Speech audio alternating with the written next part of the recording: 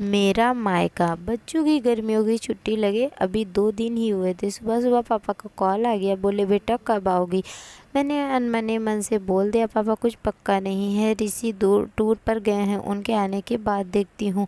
पापा की आवाज़ रुआसी हो गई, बोले बेटा तुम्हारी माँ नहीं है तो क्या हुआ, तुम्हारा मायका तो है और मैं तो हूँ। ऋषि से बात करो और जल्दी आ जाओ। मैं जी पापा के आगे कुछ बोल ही नहीं पाई। जब तक माँ थी उनसे रोज़ फ़ोन पर ढेरों बातें करती थी।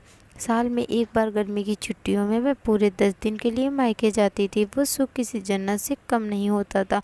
बच्चों से ज़्यादा मुझे गर्मी की छुट्टियों का इंतज़ार रहता था, पर जब से माँ गई मेरा मायके जाने का मन ही नहीं करता। ऐसा लगता है जैसे मेरा मायका ही ख़त्म हो गया। एक सूनापन, एक खालीपन सा मेरी ज़िंदगी में भर गया था। पापा एकदम शांत स्वभाव के थे और कम बोलते थे, पर सबकी ज़रूरत का पूरा ध्यान रखते थे। ऐसा नहीं है कि मैं पापा को प्यार नहीं करती थी, पर बचपन से मैं माँ के ज़्यादा करीब थी, या यूँ कहो कि वो मेरे दिल के सबसे करीब थी। अपने सारे दुख सुख एक सहेली की भांति मैं उनसे साझा करती थी। आज सुबह सुबह पापा का कॉल आया तो उन्हें मना नहीं कर पाई।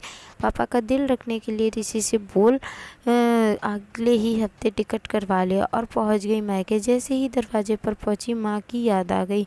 ऐसा लगा जैसे वो अभी बाहर निकलकर मुझे गले लगा लेंगी। सोच के आंखें भर आई, किंतु आज माँ की जगह पापा बाहें फैलाए मेरा इंतज़ार कर रहे थे। सालों बाद पापा को गले लगा के खूब रोई। पापा ने अपने आंसू छुपाते हुए प्यार से मेरे सिर पर हाथ फेरा तो दिल थोड़ा हल्का हो गया। बहुत दिन बाद पापा को देखा, कमज़ोर लग रहे थे। वैसे तो भाई भाभी और पापा सभी मेरा बहुत ध्यान रख रहे थे। बच्चे तो अपना खेल और मस्ती में व्यस्त हो गए थे, पर न जाने क्यों मेरी नज़रें हर पल जैसे माँ को ही ढूंढती थी। आज भी पापा पहले की तरह रोज़ खाने के बाद मेरी पसंदीदा मटका कुल्फ़ी लाने नहीं भूलते थे।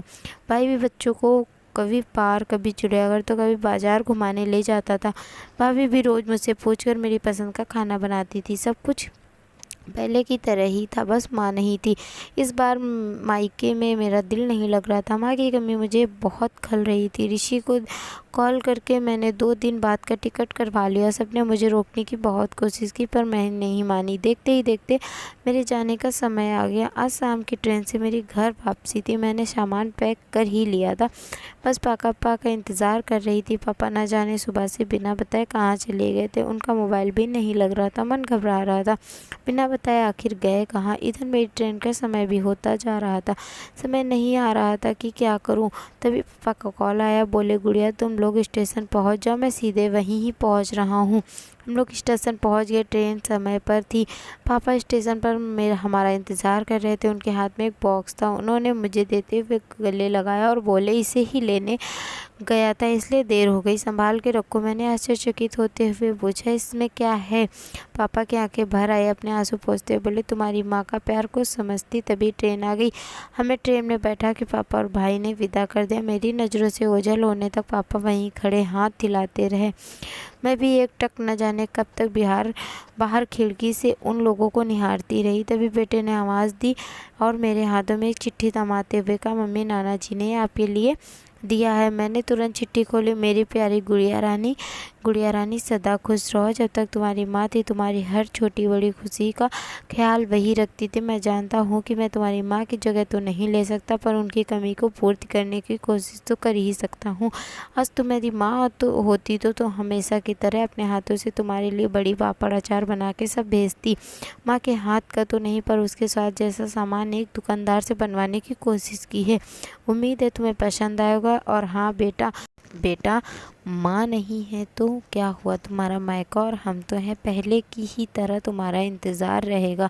ढेर सारे प्यार और आशीर्वाद के साथ तुम्हारे पापा। पत्र पढ़ते पढ़ते मेरी आंखों से अश्रुधारा बहने लगी। सहसा मेरे मुंह से निकला आई लव यू पापा। बात छोटी सी थी, पर उसमें अथाह प्यार समाहित था।